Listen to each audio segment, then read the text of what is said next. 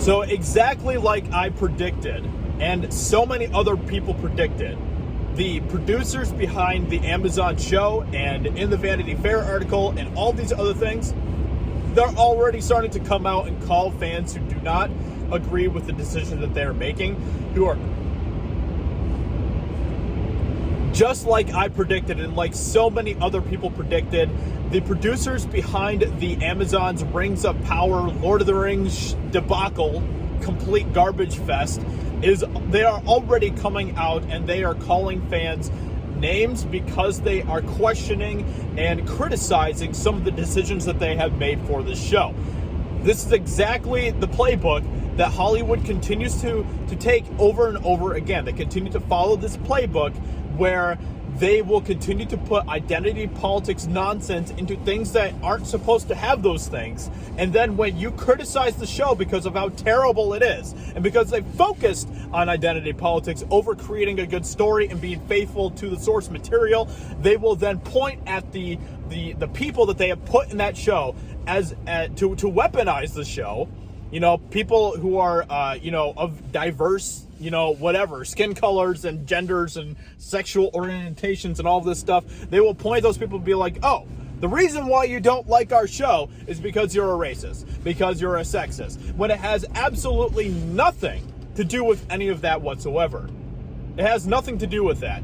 Yes, we are talking about those things because we see the game that you are playing. We see the reason why you are putting those people in the shows, because you're trying to get woke points. You are trying to use them as a scapegoat for your terrible writing and your terrible production. And that is all that it comes down to at the end of the day. They don't actually acknowledge any of the actual criticisms that we are bringing forward about the show. They will just continue to point at, their black cast members and be like, oh, you don't like it because you're racist. And like I said, it has absolutely nothing to do with that whatsoever. This is absolutely insane. But as you can see on the screen right now, this is exactly what they are doing. This is exactly what they did in the Vanity Fair article, and this is what they're going to continue to do leading all the way up to the release of the show.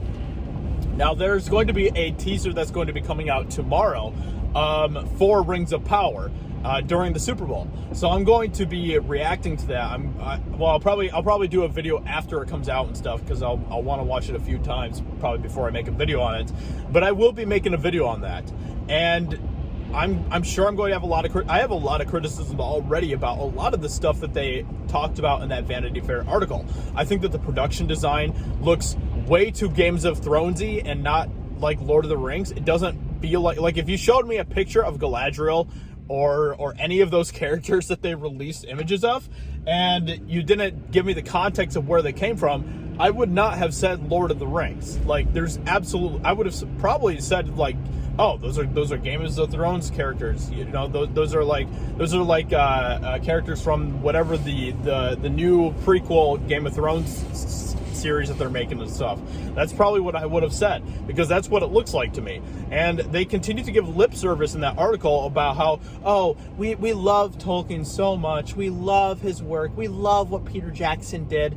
And the reason why they're saying that in that article, and it's amazing the level of gaslighting and narrative buildup that is already taking place. Like, they are laying the groundwork of the narrative so that, when we criticize them as being not actually fans of Tolkien and not wanting to stay faithful to his source material, they can go back and point to that interview that they did with Vanity Fair, and they can be like, no, look, here, in this interview, we said we love Tolkien.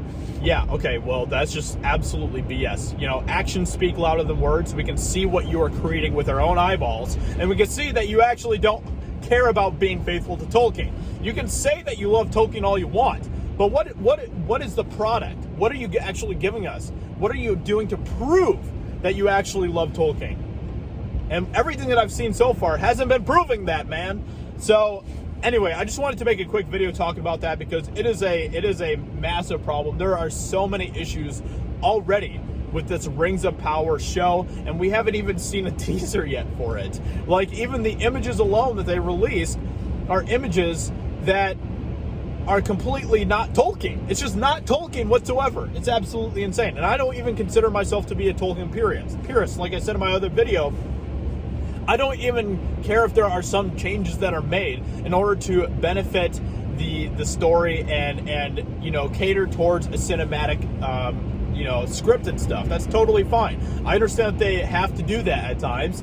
They did that with Lord of the Rings, obviously, Lord of the Rings trilogy and everything else, but it depends on if those changes are being made to actually benefit the story or not. I will say this about the Hobbit trilogy. I think that there were creative decisions that were made about the Hobbit trilogy that were completely unacceptable.